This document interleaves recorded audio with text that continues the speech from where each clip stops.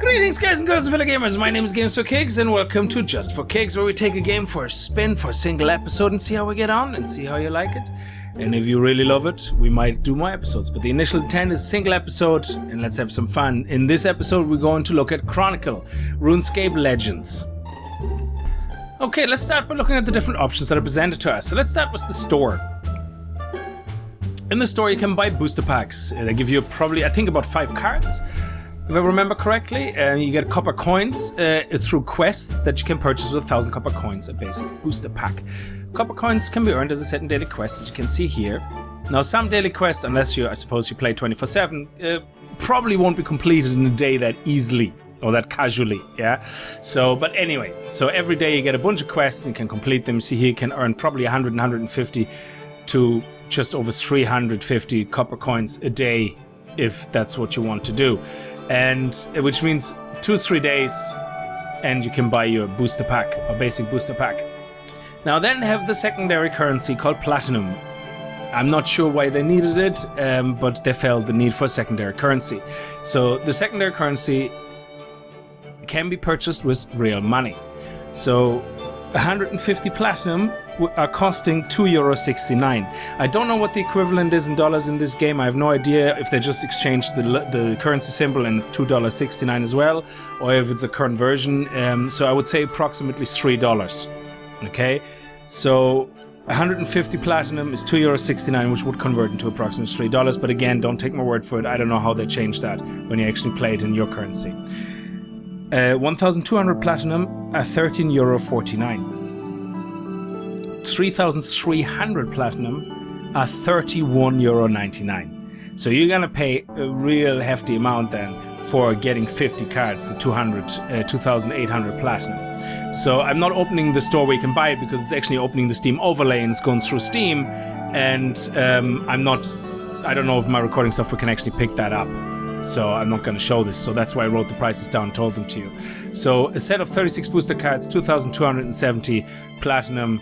So as I said, 1,200 platinum at $13.49.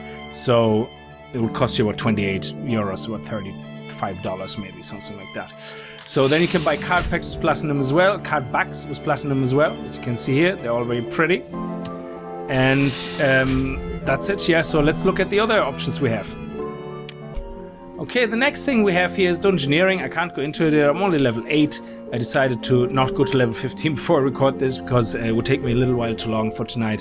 Dungeoneering, as far as I know, it is arena type style games where you pick like 30 cards or something, random cards, and you have some fun, I suppose, for the class you pick. So I haven't played it myself, but as far as I know, it's your arena equivalent.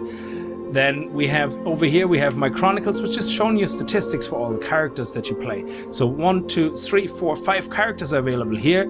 I played Linza the most so far. I really like her. She's more like the paladin type of girl. Like, you know, all her cards are very heavily focusing on weapons and upgrading weapons and putting more attacks and more durability on weapons. So it's pretty cool. I like that a lot. And we have also then some familiar choice here with the Raptor, who's more like a warrior and everything's about durability, trying to exchange health for durability and getting more durability and so on. And then we have Ozan, where everything is about money and earning a lot of gold to be able to buy a lot of support cards. And then we have Venezuela, who's like a vampire, and then your mage equivalent here, the warlock equivalent here, and the mage equivalent here. We can go into more details about 1 or 2 classes if we want to. Then here's your different card backs that you can select. We have equipped this one. I have so far not bought any platinum. I don't really think I plan on buying platinum, which is funny. Like the current thing is a bit funny with me. I have no issue paying $5 for a card back if I want that. But I have an issue paying $5 for 1,200 platinum that will get me a card back. I don't know. That's my personal thing. I don't know what it is. It just, to me, feels like, I don't know. It doesn't feel right by currency for a game. Like, if I can just pay for it. I don't understand it. But anyway, there's a reason they have the currency, I'm sure. So then you progress in skilling. You have selected skill. You have attack, magic, and smithing. And as you do certain actions in the game, and they will complete certain things like kill Sentinel in 1 hit, have 5 base attacks in 1 game, you get experience, you complete them, you get these titles unlocked with it, and so on. And then you click on a title and it shows up here. There you go, bronze worker, for example. I already have unlocked it. Now, the funny thing is it doesn't tell you what title you earn when you complete this. And once you completed it, because you didn't know how you completed it, I completed the first ones without knowing I completed them, it doesn't tell you what you had to do to complete it. I really actually would like to see that I can see in hindsight, oh, this is what I actually did to earn that title. Okay, I see it. Or, oh, this is the title I'm going to get. I like the sound of that. I'm going to work towards this title first before I work towards this title. You know, so that would be a nice thing. Now, badges you can earn as well. You can unlock them. I don't know how to unlock them yet. I haven't unlocked any yet, as far as I know. So let me see. No, I haven't unlocked any yet. So far, everything is a surprise for the first time. Now, the game is only very fresh out, so there is a lot of people still new to the game as well, which is good. Okay, let's look at the collection next. In the collection, you can see your class-specific cards. This is cards for Ariana. We only have a few cards unlocked in the moment. And the Raptor, again, only a few cards. As you level up your characters, you get cards. Oh, we have one new card for Ozan. Add 2 copies of a dragon arrows to your hand. There you go, look at that. Very nice. Cost 13 gold. Very expensive. Then we have Linza's cards and so on and so on. And then we have Venezuela's cards, which I haven't unlocked much either.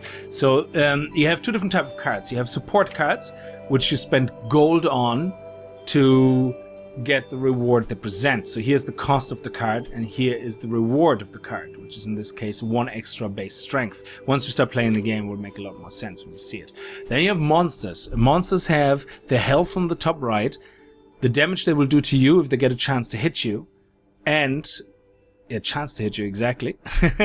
And the reward you get. This will give you extra base damage, this gives you gold, this gives you a weapon with 2 attacks and 3 durability, and 1 gold with 3 health he has when you fight him, and 5 possible hit points to hit you with if he gets a chance to hit you.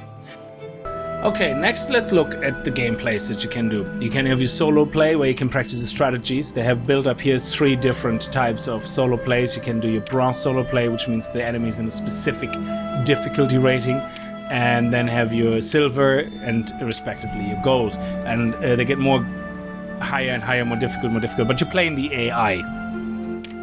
Then you have the casual, in which you test your decks and skills. Now this, as far as I know, is against other real people, where you can actually build some decks and test it against them. And then you have your ranked play, which is basically the same thing, only it's ranked. It actually counts. So for this one, we're going to play solo. I don't even think I can play competitively at level 10. I'm not level 10 yet. Anyway, I'm ranked 10 in the moment, sorry. So let's solo play. And let's try the silver, because we already did all the bronze, so I might even get, well, I'll probably get my ass whooped. And it gives me a chance to show you the game and how the cards work. So let's play against a random character, and let's take Linza out for a spin. We're gonna end up playing Ariana, who's our mage.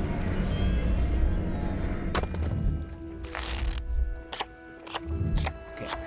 In the beginning you have your mulligan. Just like anything else. It is. And we're second, so our turn is second. Oh, deal damage to rival equivalent of your weapon attack. I like that. Yeah, as you can see, she's all about weapons. Okay, you have your support cards, which cost you either 0 or more gold to get the reward, so you don't have to fight anything with it. And then you have your battle cards. Oh, this one is very lovely. It gives you a 2/2. This is very nice. I like it. So this one here, let's play this first, because I don't want to actually change any cards. I think I'm okay. Yeah, I find them all very useful in the beginning. Like, I don't know, I kind of like them. You can have only 10 cards in your hand, so we have 1, 2, 3, 4, 5, 6, 7 cards that we start with. Every round we get 3 cards, and every round we can spend up to 4 cards maximum. We don't have to, but we can. Now this is where the game slightly differs, it differs a lot towards Hearthstone. The cards you play are not cards you place in your enemy's path. So this is your enemy, and this is your enemy's path over there. This is our character and our character's path over here. I really like that this is a tabletop. As far as I know, if you're a RuneScape fan, all these areas, the tabletop areas, they're kind of from in-game areas or something. They might even be meaningful, so they're all lost on me. So I apologize up front. I never played the game. So, and then we have the cards of the opponent here, and we have our opponent sitting opposite us, which is pretty cool. Now, these cards I put in my own way, which means if I place this card here, the first thing I'm gonna have to do is attack this guy who has 3 health and 5 attack. He will hit me for 5 hit points. But as a reward, I will get 1 gold and a weapon, which gives me an extra 2 attack for 3 battles. Okay? So for 3 times I'm attacking as a weapon, which is basically every time I fight a monster and not any of those cards. Okay, down here we can see I have 2 base attack, how much damage your legend does in each combat. Then you have your your gold that you can use to pay the support cards, and then your health. Now in the moment I don't have any gold, so if I would for example play this card here, it says no, you don't have enough gold to buy the card. But if I play this card first and then this card, all of a sudden it says yeah, that's fine, because it knows if I get past this, I get 1 gold, which allows me to purchase this card or any other card that costs 1 gold.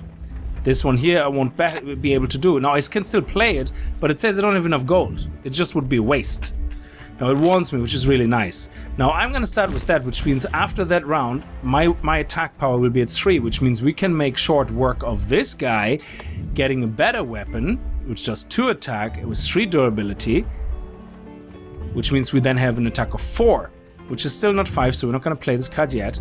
And then I think I will leave it, because I don't really want to play any of those support cards just yet, and I can't earn any more gold from any of the cards. So we leave that for the moment. That's actually not a good start. Now, your opponent at the same time deals 3 damage to rival, plays their cards which do things like that. You can either remove an opponent's weapon, some of his armor, steal some of their health. There she gets a 1-2 weapon. And all these 5 rounds are for is to either be able to kill your opponent during those 5 rounds. There you go, I got my 2-3 attack. No, they're not accumulative, they replaced the 1-1 I had left, so it didn't add on to it. Now we're in round 2.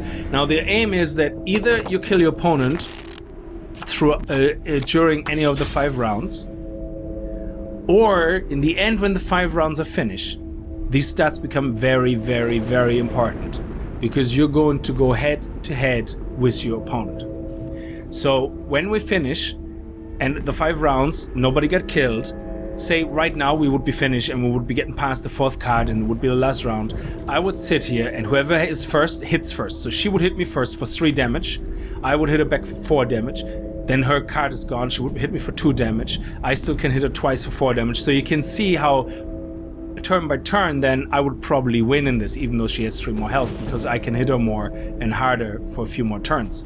So the idea is to build up, your durability will show up here, which is a little shield, and that's what that is for. So you try to build up weapon damage, health, anything to try to get an edge over your opponent throughout those 5 rounds.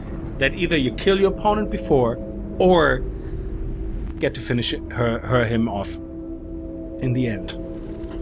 So what I like about this card is it's an extra card. Now, however, this card has one downside. It gets rid of one of my cards, but it means without my weapons, I can do 3 damage, which is great. So what we're gonna do is we're gonna waste one of my damages on this, which gives me an extra damage, which means with my weapon, I'm gonna be hitting for 5, which is great because I'm gonna then use this card where I can hit him and get 2 damage. Now, because my hitboxes, my hit points, or weapon attack, sorry, my total attack would be 5, I can kill this card in 1 turn. If you cannot kill a card in the first time you hit it, it will hit you back for that amount. So if I have only 2, I would have to hit him 3 times, which means twice he can hit back and I'll lose 16 health. So be very careful about that. Now, of course, your opponent can mess that up. I could get to card 2, get to card 2, and my opponent is first, and he or she could have a card saying remove opponent's weapon. I don't know if that's a thing, but theoretically it could be. And then all of a sudden I sit there going balls, and I'm gonna get killed by this card, and I'm gonna die. So it's not very good, but we're gonna go for this anyway, because I haven't seen a card like that. It could be one later on. Now what we're gonna do then is we're gonna get another 2/2, which is very good, which means our weapon is very, very strong. Yeah, so unless she's removing our weapon, I'm gonna keep 1 just in case there's a remove weapon, so I can start again and build it up again, but we should be very strong. Now then we can battle our rival if we want for 1 gold. By the time we get to here, we only have 1 gold, which is very bad as well. So what I'm gonna do is I'm going to leave this here, and I'm going to not play all 4 cards, because I just don't have cards here that I can either afford or that give me more benefit than I need right now. So let's go. There we go. Gain temporary, 3 temporary attack. So she's on 5 attack now. So if I would have actually played the card to battle my rival, I would have been screwed right now. Oh, we're getting hit for 5 damage. Ooh, balls. Now, the next one should give us now a +2/2, which means this goes down to 2/1. Removes 3 health from rival. Holy balls. She is getting aggressive. Now we have a +3 weapon, which is great. Now, hopefully I get the right cards now, because I can show you then what this character is very good at doing. Now you see this card here that costs 2 gold. Deal damage to rival equal to your weapon attack ×2. But it removes 3 weapon attacks after. But here we gain 3 weapon attacks. So you can see how this character is actually very good in damaging the opponent throughout the game. Okay, so the first thing we're gonna do is we're gonna kill this guy off. Then we're gonna kill this guy to keep more weapon durability and strength. Then we're gonna deal damage. Oh, but that will remove a weapon. Ah, you see. So you could play a combo now, okay? Where you're saying, okay, let's hit this guy for 3, have a 4/2, so go down to 4/2. Then deal damage of the deal damage to rival equivalent of weapon attack, which means we have 4, which means she would lose 8. Then we're gonna get a new weapon. Then we're gonna get a new weapon, which is 2/2, which then brings our damage back up to 5. And then we're gonna play this, which brings our back to 4/3. So we end up back at 4/3, having damaged our opponent along the way for 8. But I think we might need to get healed in between, which means we can't afford this one then. So,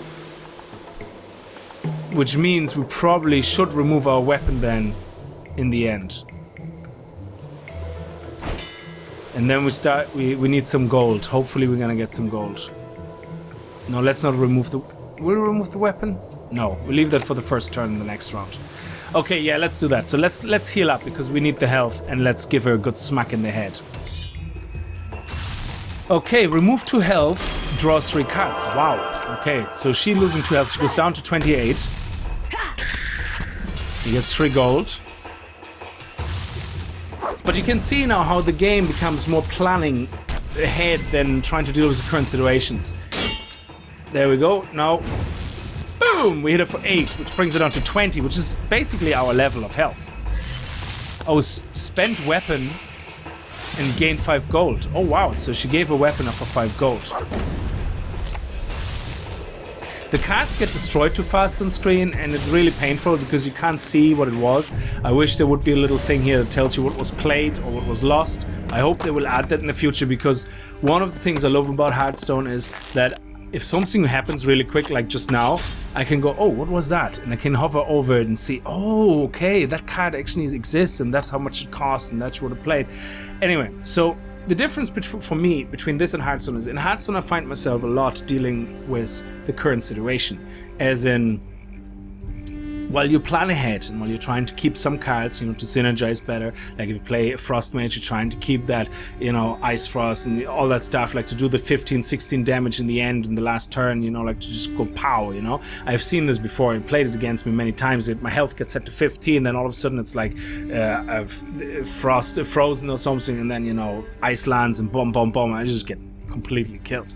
But, you always have to deal with the current situation, because what is if the other person then heals up and go, crap, and then you have to deal with the current problem. Here, you kind of think you know what you should do, and then what the opponent does you can't deal with until much later. So you kind of have to do more forward planning, I think. That's just what it seems to me, but let me know in the comments what you think about this game and how you think it differs for you, and if you enjoyed certain parts more than others or not as much. Now here we deal 4 damage to the rival, which is great, and we can actually kill that guy in 1 hit because we have 4 damage. So that is great, and we get gold for it, which is awesome. So then we have, we don't need to draw 2 cards because this is the last round, but it gives us 2 gold. So we get 1 gold here, We take 2 damage, but get another 2 gold, which let's put that on for the moment. Why are you not going on there? Oh, okay. But I want it here. There we go.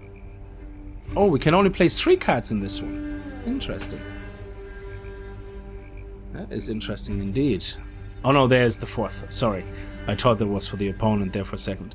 Okay, so now what we will do is we have 3 gold by the end of that. So I will get a 2/2 weapon, which then brings us up to a total damage of 5, and then allows us to kill Barrel Chest for a better weapon attack. That is actually pretty cool. I like that because, and then we have, oh, we would be able to buy this as well, but we don't have any more slots left. So 1, 2, this. Actually, we don't need durability. Yeah, well, we do, because we could hit her more than once. Yeah, okay, let's leave that instead of 3 attacks, because I only have 1 durability left after that. So gaining an extra durability means I can hit her twice more if we survive that long. This one is very good because you can strike your rival without being struck back. So you actually can hit your rival for the full damage that you have there. Okay, let's do this. I'm probably gonna lose. Remove 6 health from rival. Yeah. Oh, and she got hit twice though. So she lost 6 health and I lost 6 health. So that was a really bad move from her, I think. Boom! Look at that. She's down to 10. That is awesome. Now we're gonna lose 2 health. Oh, she gained 7 health. Oh. We lose 2 health and get to draw 2 cards, which is not important. But we get more gold. Now we can buy Combat Academy. Well, we didn't really need the extra gold, I suppose. Oh, we got hit for 5. Now we get a nice weapon. We get 5 damage. And we get an extra 2/2. Oh man, she costing me so much damage. And she can hit for 4, so 3 times she hits me and I'm dead. But I can hit her only twice. So I should be able to win this. Oh, we have 1 more round. Okay. Okay, so now we have 2 gold. I must prepare for battle. Yes, force 3 damage. I'm gonna spend that gold on getting 3 durability. That's for sure. Then we're gonna fight this guy for 3 more gold. Then we're gonna get 2 health. Oh, no. Look at this. We're gonna get 3 extra health back. And then we have 1 gold. Then we're gonna get an extra upgrade on our weapon. And have another gold. And then we're gonna get a full 3+ weapon attack. And we're gonna beat the crap out of her. But we have very little health left. So which is bad. But I can't heal anymore. So yeah, sorry. I mixed it up. I thought it was the last round earlier. So gain 3 weapon durability. Nice. So that means we have a 4/6 now. Deal damage to rival equal to your hand size times 2? Oh, okay. She only has 1 card left, so. I am, wow, dying here. So she's getting a weapon and, oh, she has 6 base damage now. Nice. We're gonna have 8 base damage now, which is good. And now we get another 3. Oh no! Ooh, and she's first. So oh man, we have to kill her in 1 hit. Can we do that? Oh no, we're gonna die because she's gonna kill us first. Now feel the power of my Yeah, magic. that's it. Gone. No health left. Now, you can argue back and forth. There's probably many stupid moves I made, but the whole point was to demonstrate the game to you. Not to play like a legend, but to actually just play the game, do my stupid mistakes as I usually make. That's why this is Just For Kickz. Single episode, introduce you to the game and to see what you think. I will be playing this game a lot more in my own time, I know that for sure. And this is my rewards. We got defeated, but we still got rewards. Look at this, Gravity Longsword, very nice. So I'm gonna leave that here. I think we had a good look at everything, how the game works, the cards, the different styles, and how this game flow completely differs from other TCGs. And let me know in the comments what you think, you know, like if you think this game has potential to be sitting in its own here and become very successful, or if you already played, what you like, what you don't like about it, what would you like to see different in this game or not, anything that you think about this game, let me know in the comments below. So thank you very much for watching. I hope you enjoyed the episode, and if you did, remember to kick that like button in the balls, and I hope I'll see you guys in another episode soon in Just For Kickz, where we take a game for a spin for 1 episode and see how it goes.